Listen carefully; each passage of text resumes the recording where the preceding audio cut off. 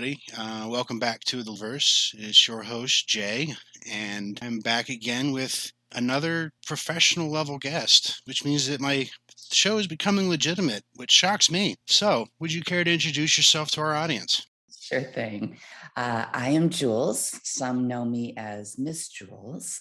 I am a woman. I've decided that I've lived multiple lives in this lifetime, and I'm fortunate enough to have expertise in many different areas. I was a professional femdom. I am also a survivor of a trauma childhood. And as of today, I'm about 30 days out from national bodybuilding competition. Oh, so strength inside and out. Absolutely. Before we got the interview started, I noticed you put an arm up to scratch your head, and I was a little bit intimidated by that bicep. I have been building those for weeks. In the material that you sent over to prepare for this, to give me an idea of what you do there, you had that you've written a book, and I saw the book's title, and I looked at it and was like, well, this isn't a book for me because it's called Making a Woman, and it's like, well, I'm not a woman, so that really won't appeal to me. So I was looking through your material, and there was excerpts. And I was looking through that, and I was like, well, you know what? This could appeal to anybody because anybody could have gone through some of these experiences. And it's like never judge a book by its cover really hits home with this one. What was it that made you decide that you absolutely had to write this story? This is one of the things, Jay, that has been piecemealed over the years. It was back when I was in college, and I was actually in a women's studies course. And the topic was about how girls fall into the cracks of the educational system. And as I sat in that class, it was almost like this was my book, this was my textbook. And so the people I met in that class, the insight that I had made this huge impact on them. Ultimately, I became friends with people. These people have stayed along with me along my path. At the time, I was not sober. I was still very much active in the disease of alcoholism. And so as the years went on, these people stayed in my life, but kind of from, a little bit of a distance. And so in '07 is when I got sober. And at this point is when all of the chaos in my life had finally, I've been able to, of course, over the course of time, work through a lot of the crap that made me drink. And so one of my friends from that class years and years before had said, Jules, you've got to write a book. And I'd lived this life. This is my story. It is no big deal. It's like, what did you have for lunch on Tuesday? I mean, it's not, it's just life. And so as I, continued to move along, I then realized how the impact my story would make on different people, both in the rooms of recovery and out of the rooms.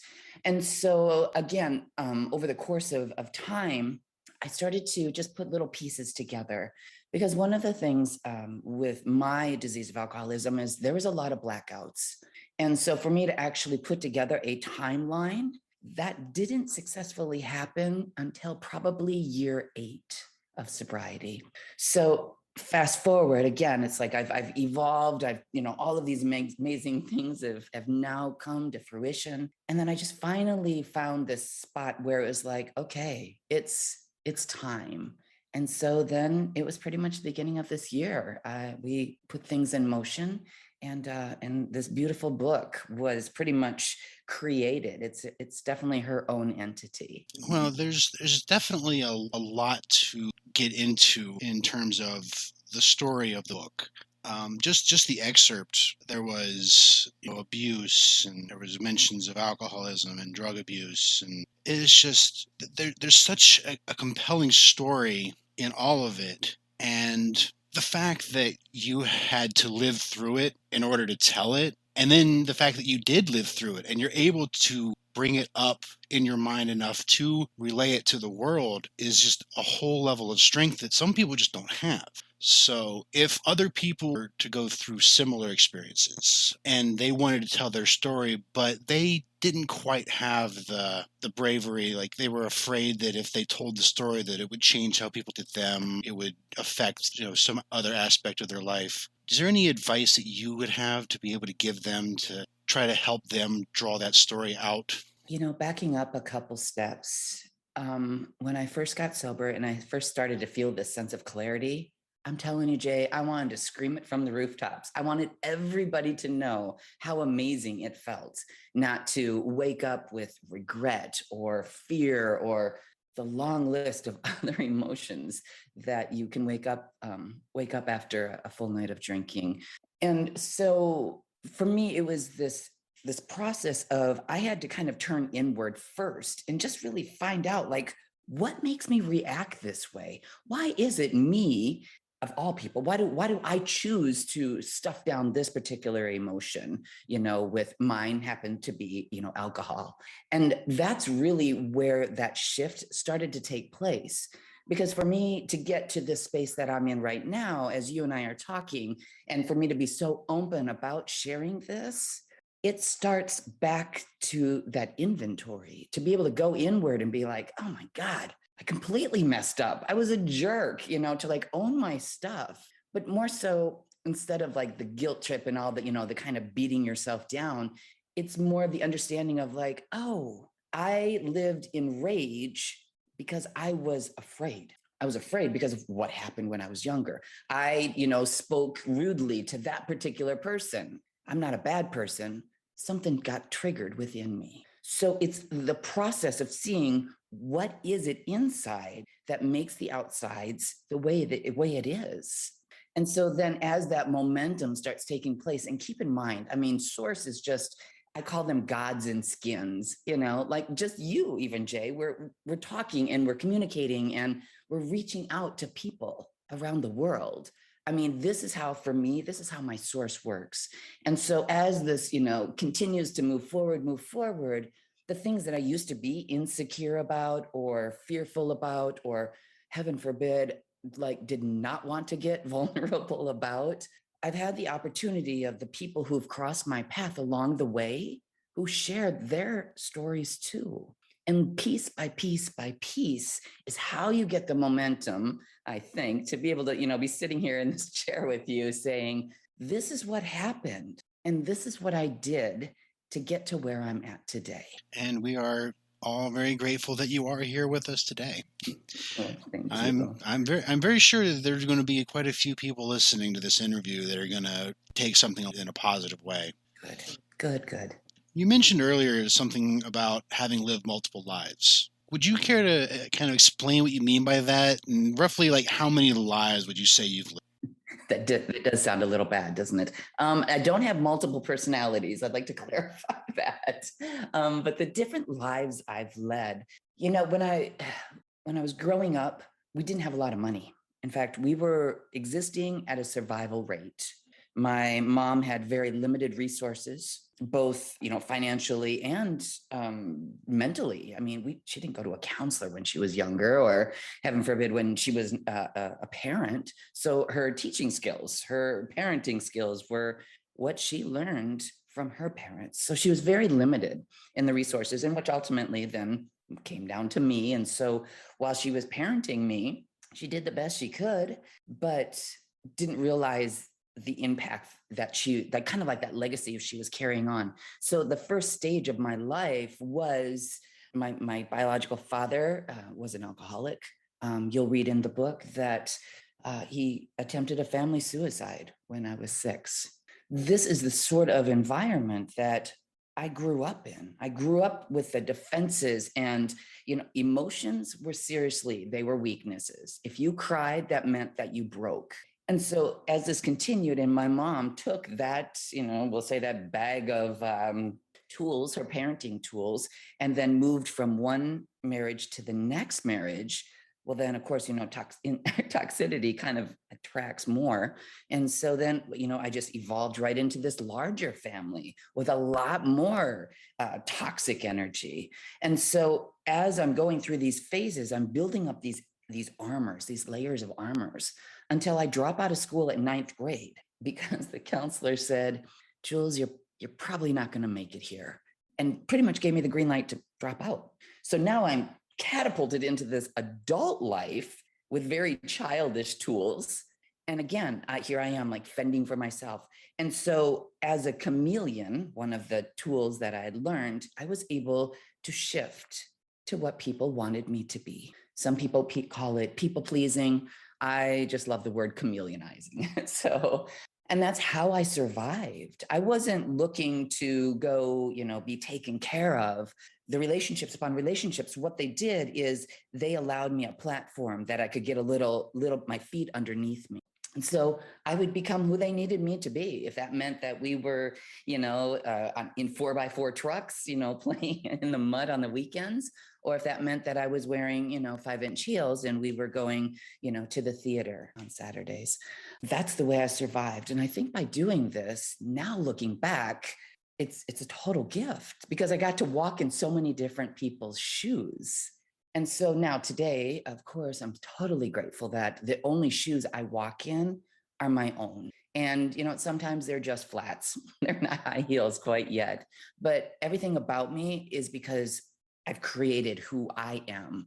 So there's a lot of areas yet that are still yet to be discovered. But yeah, my life is totally black and white, totally different than what it was previously. Well, as long as your life has become to a point where you're comfortable and happy with who you are, then it's definitely good change. Your story, you mentioned that you got sober back in '07, which means roughly 14 years, depending on what month it was. Mm-hmm. But this isn't this is my story of getting sober. There's a whole lot more to your story than that. How is, like there's probably thousands of books out there that's like, this is how I got sober and this is what led to this. And what separates your book from just all the other ones?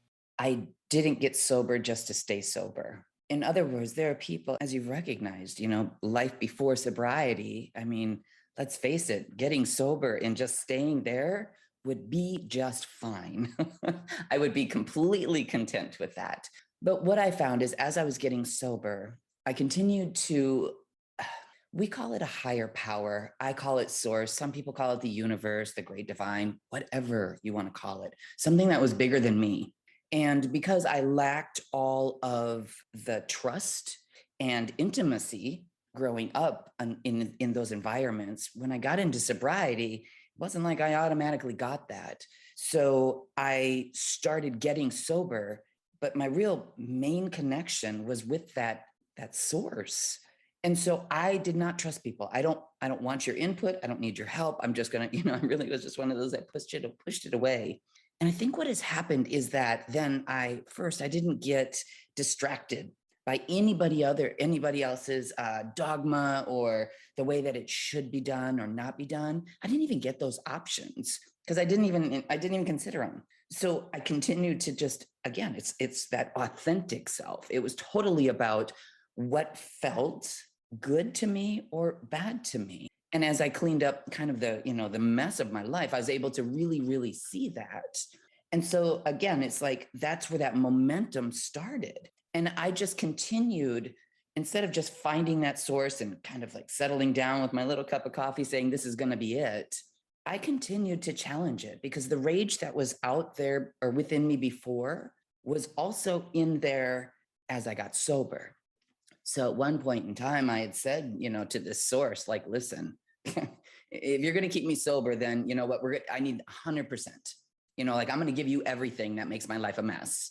And so then that started to apply to other things than just sobriety. So connection with friendships, when I became a professional dom, I was able then to really just connect at different levels. And I think it's because that's what I programmed myself to do when I got sober.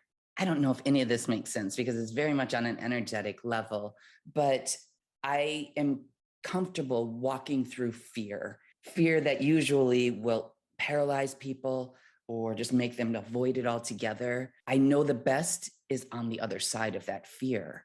And getting sober showed me that.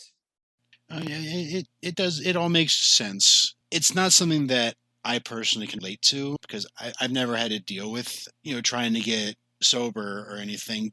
But there's still aspects of it, the walking through fear part, doing what you do because like you have a source to help give you the strength that you need to get through things. That's something that can relate to anybody. Like, I mean, if you're a child afraid of the dark, you got somebody to help you walk through that. That's your source of power. And then it builds all the way up to you get into an abusive relationship and you need the strength to walk away from that. You need that source of power. So, I mean, your journey through sobriety, coupled with your journey through everything else that's covered in your book, the abuse, the addictions from your family, and your own addictions, it's definitely got a message for anybody who reads it.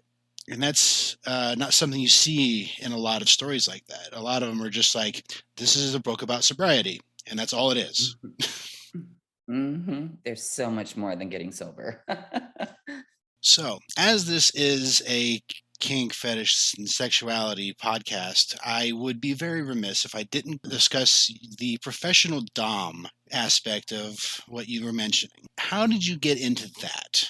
Now, this is the good parts. So, first off, I think that at least from what I've noticed when I talk with other people, it's not something I dreamt up on my own. Like, hey, when I grow up, I'm going to get a thrill out of fill in the blank, right? Like spanking a man or tying him up, or it's like I did not wish for that. So I have to think that some of that is innate, right? I was born with this. And so what I have found is that, again, the stuff I learned getting sober and that connection, it just made everything very alive for me emotionally. So when I first became part of the lifestyle, there was a few kind of like scattered dynamics beforehand, but when I was sober and got into the lifestyle, I was head of household. I had acquired a couple boys, and for me, it was a win-win because I had parts of me that were fulfilled. So for instance, I felt safe. I was protected. I always had, that kind of that masculine energy in my world that I didn't have before. While of course they had their fulfillment of, being, in a dynamic with a femdom and all of the other fun stuff that goes along with that. So as I, meandered around and went to the community events and, it was amazing how many submissive men there are to one femdom. And so then I started to really realize, wow, there's a lot of people out here who are not getting this met, this need, this fix, this misunderstanding. And this is where it really hit home for me is like 90% of the time, the people I would see in a professional setting had wives that they couldn't talk to, or that some sort of disconnect. Well, hell, that's my whole upbringing, that disconnect, feeling like an outsider, not fitting into, social norms. And so when I kind of locked into that, it was absolutely fantastic. These gentlemen were able to sit down and speak very openly with them. I don't have any judgments. I guess I'd always been judged so much that the last thing I would ever want to do is put somebody in that seat of judgment. And so for me in the professional realm, it was not necessarily the stereotypical dominatrix, the leather clad and the dark dungeons and, all of the like Hollywood sort of thing. There's so much more to kink and BDSM than that.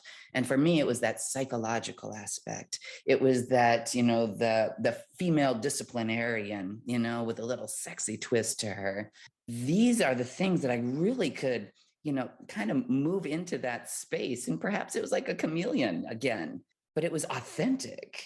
And so I've made these amazing connections with people who feel like complete outsiders on the inside. That's such a fulfilling spot to be. And of course, there's good money in this. Let's not get that wrong. That was very rewarding as well, especially from where I came from.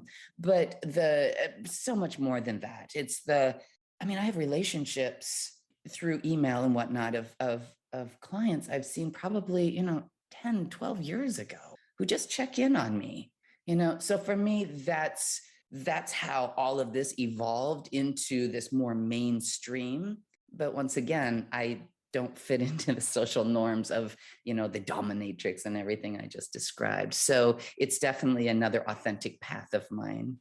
Well, the societal norms are kind of BS anyway, because like you get a small group that fits into this category, but then you get this other group that does the exact same thing but slightly different, and they don't fit in, but they're doing the same thing. So as long as you're doing what you do and you're enjoying it, and the people that are paying for your services are enjoying it, then there's really no problem doing it differently, because that difference is what makes you for some people, you're the ideal Dom, because you aren't the way some other people. So that builds that connection. The Ludiverse is sponsored by the House of Algos.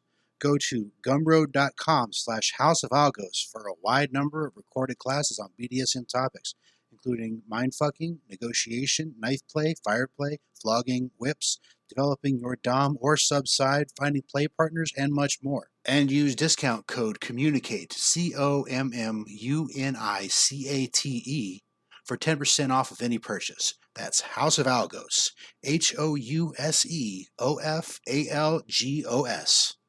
In the course of being a professional Dom, has there been any time that, like, while you were getting into it, that you kind of hesitated on pushing yourself into it too much because it kind of triggered back to events in your childhood? You know what? That is a great question. And I'm really glad you brought it up because, as you just said a little bit ago, a lot of people misunderstand this. And that's the question. Oh, well, you harm men because men harmed you. Makes sense from somebody from the outside. For me, it has to do with what I endured. I was like, I got to be on both sides of the street.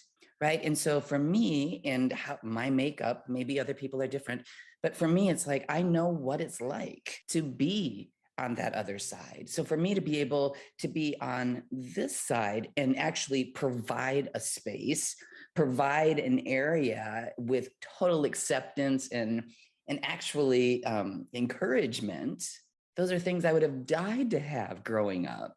Right. So now it's like my way, and this may sound cheesy, but it's kind of like my way to give back, like in the adult world. I get to be the non-biased space that people get to come into. So, and I don't harm people. I think hurt people.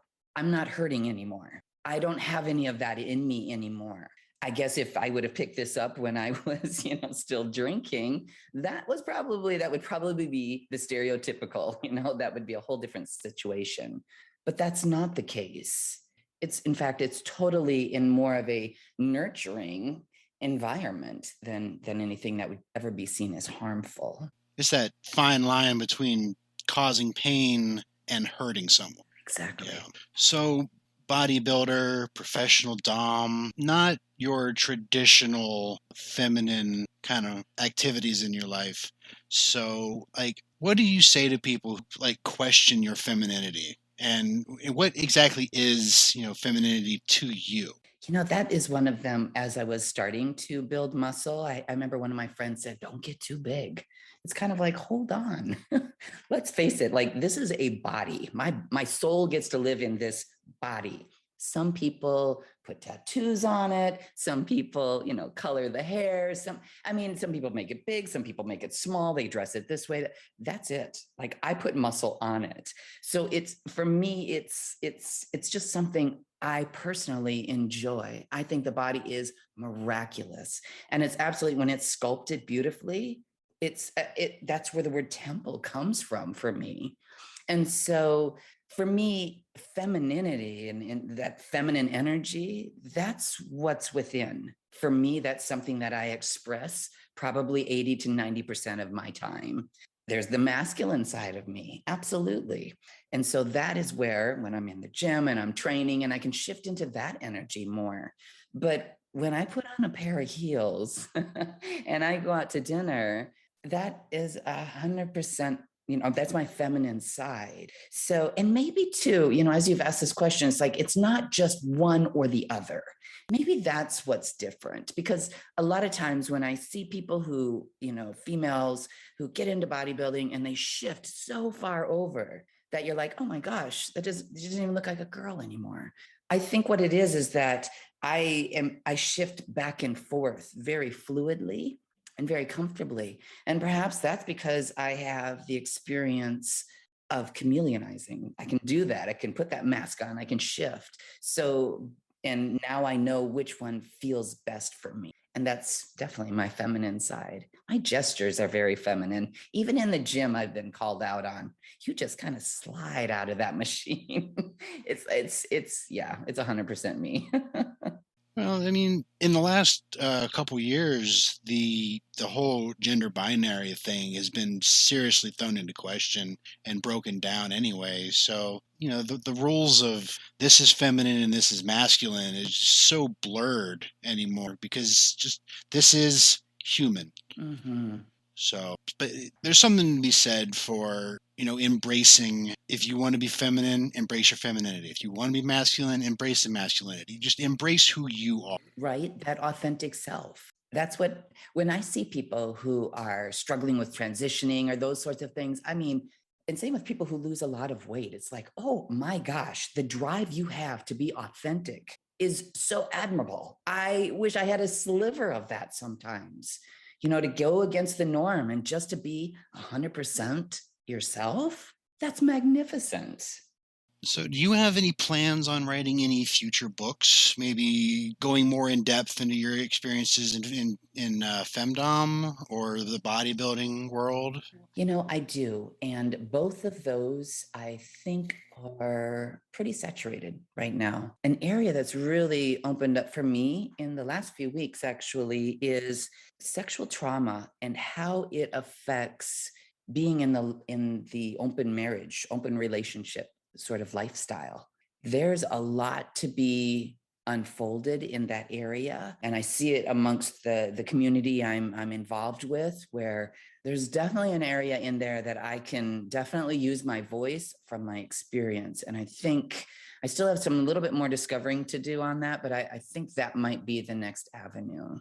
Okay, so open marriage. Okay, would that also would definitely appeal to somebody in my audience. So would you care to maybe talk about how you got into that and what that's like living in that kind of a lifestyle? Certainly, yes. That is definitely one of those, the fear. I mean, if it's going to be better on the other side, right?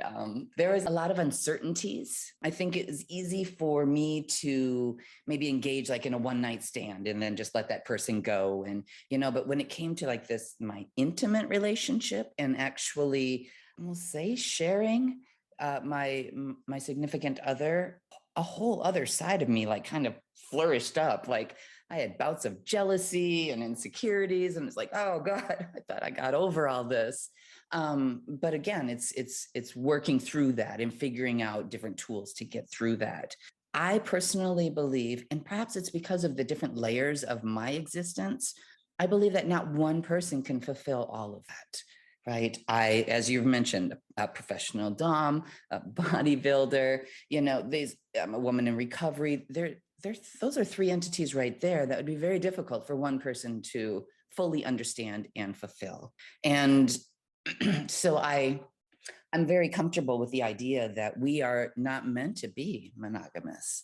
And I think for me, what works best is being at that authentic level and having the courage to say, I feel second right now, and I am your primary, or you guys have a lot of chemistry between each other. I can see that. Other people can see that. Sometimes it's just bringing it out into the light, and it kind of makes the chatter in the back of my mind, go away.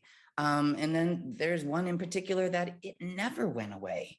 It never went away. I had to pull the ripcord. I was like, I can't do it. There's too much here. But I'm fortunate enough to have a partner who is so respectful of what it feels like to be in that position that when I, pulled the ripcord, he was like, yep, okay, we're out. This sucks, but I guess we're out, To have that kind of partner, for me personally, I need somebody like that. Well, having somebody that's going to support you and, be there is like that. That's definitely a good thing to be important and it's just the communication has to be very, very clear, because if there's communication breaks down, then it blurs the line between open relationship and cheating. Yes. So, all right. So your book, is it available as an audiobook also? Because I know it's physical copy and digital. Correct. So right now it is in the pre-sale phase. So on Amazon, for instance, you can go get the digital copy and then you can pre-order the soft and the hardcover. And then I also know through the website, themakingofawoman.com, you can sign up for newsletters, learn about the book launch party that we have coming up, all of the other things. But, and the book is going to be available, of course, at the book launch party. And so as of right now, I believe our date is October 5th is when the book is going to be available. Do you have any plans on releasing it as an audiobook? You know what? Jay, people have told me this, like, Jules, your voice is what makes this story. And I love that. Now it's just, to be very honest, between the book and my upcoming competition, I think it's going to have to wait until the competition is done because I just don't have the time. Well, that makes sense. But you do have a nice voice, and it wouldn't be bad to listen to for the length of a story. Thank you. Well, as I said, the book has details that can appeal to anybody who reads it. But when you were writing the book, was there a specific type of person that you had in mind as your target audience? Absolutely. Because when you sit down, you think, okay, I'm going to write a book. And the first thing that popped into my mind, my ego grabbed it and said, holy shit, it's going to be on all the social media and people are going to judge you. And oh my gosh, I was like, oh, it was overwhelming. So then I brought it back down and I thought, who am I going to write this for? Do I write it for a teacher? Do I write it for, whatever. And what really popped into my mind immediately was the girl in the back of the room who feels she is the only one. That's who I want to talk to. That's the girl I want to connect to, because that used to be me. And I remember that terrible feeling of being amongst this crowd and everybody having fun. And I wasn't having fun and I didn't fit in and I didn't feel comfortable.